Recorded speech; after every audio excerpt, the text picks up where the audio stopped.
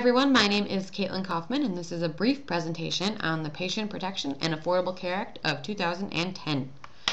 This law is unquestionably the most complex law affecting business managers today, and with penalties starting in 2015, it is important that business managers are aware of the responsibilities that they have to their school districts and to know what responsibilities lie in their hands to protect their school districts from being slammed with penalties that they may be unaware of.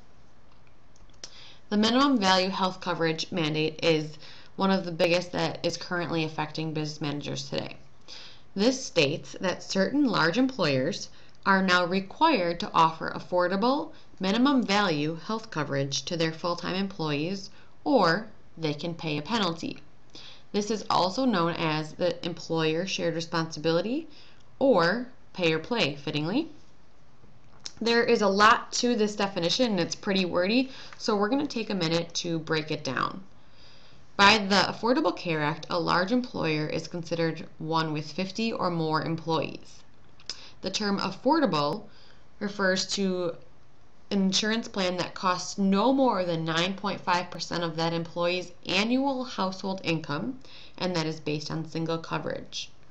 Minimum value refers to a plan that covers at least 60% of total allowed cost of benefits. And finally, full-time refers to those employees who work 30 or more hours per week.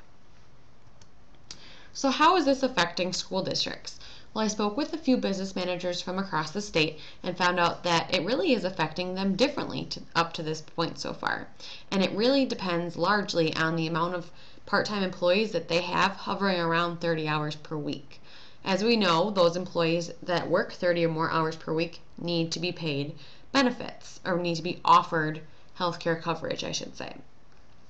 So the Director of Business Services in the Shorewood School District, Patrick Miller, has told me that monitoring is his biggest concern right now because of the large amount of part-time employees that they have in the district.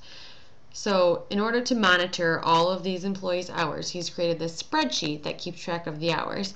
And in doing so, those people hovering around 30 hours a week, so meaning sometimes they may work 29 hours, sometimes they may have worked 31 hours a week, he has now kept them to 29 hours or less per week, because if they work 30 hours or more, they would have to be offered healthcare coverage.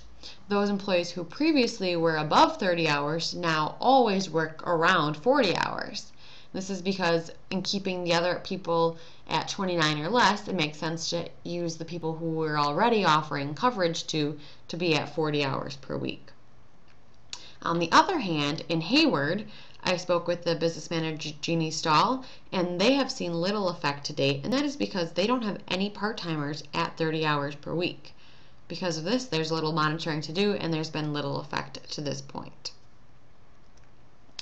Penalties are going to be a big concern of school districts coming in the near future, starting as soon as 2015, based on the size of the school district. There are a few penalties we're going to take a look at. The first being the employer shared responsibility penalty. This penalty is $2,000 per employee and is a penalty for those employers who do not offer coverage to their full-time employees. It is only triggered, however, if a full-time employee receives premium tax credits in the health insurance marketplace, meaning an employee who was offered coverage with the school district goes out into the health insurance marketplace, gets coverage, and if they receive premium tax credits from the government, then the penalty is triggered for the school district and the district has to pay $2,000 per employee. However, if an employee goes out into the insurance marketplace, receives insurance from the marketplace, but does not receive premium tax credits, then the penalty is not triggered and the school district does not need to pay. This rollout plan for the employer shared responsibility penalty is starting in 2015 for employers with 100 or more employees. For those employers that have 50 to 99 employees, the penalty will be beginning in 2016. However, there is a special in 2015 for those employers who, for 70% of full-time employees will need coverage in 2015. So only 70% compliance is needed in 2015. In 2016, 95% compliance is needed in order to avoid the penalty. The next penalty school districts will want to be aware of is the affordability penalty. This penalty is $3,000 per employee and is capped at the max of the employer shared responsibility penalty. That is a mouthful, but essentially it means that a school district would never cost the district more to pay the affordability penalty than to pay the employer shared responsibility penalty. However, I talked with client services representative Pete Fertitta from R&R Insurance, and he informed me that he does not believe this is likely to be worrisome to school districts, and that is because they often have pretty rich insurance plans, which leads me to the next penalty, which is the Cadillac tax, and this is one that school districts will really need to be concerned about in the coming years. This tax comes into effect in 2018 and is one of the most controversial parts of the Affordable Care Act. This tax essentially taxes plans that are very rich, and we all know that school districts have rich insurance plans for their employees.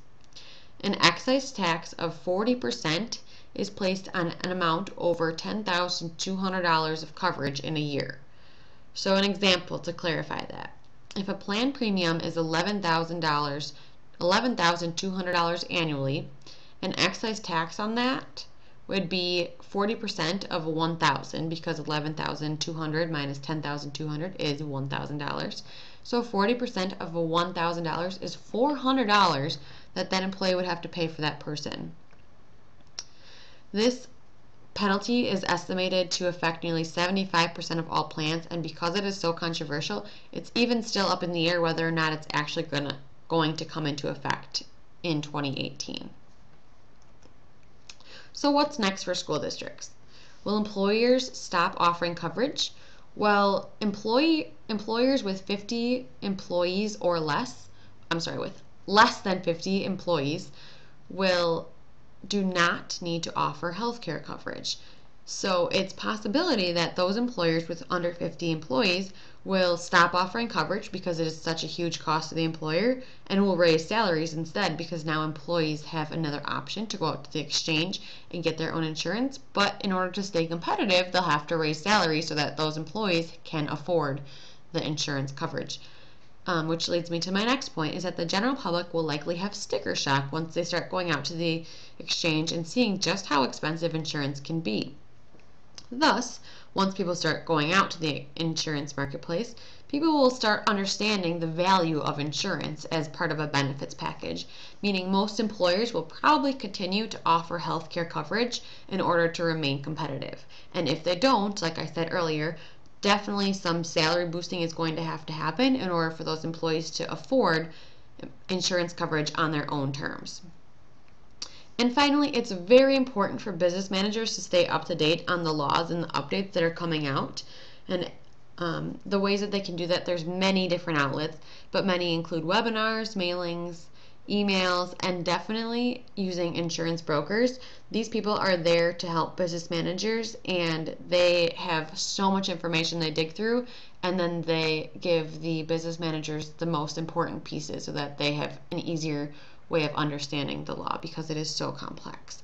So in the meantime, we should stay up to date on the law with webinars and any emailings, using each other, and definitely our insurance brokers. So thank you for listening. That is a brief explanation of the Affordable Care Act.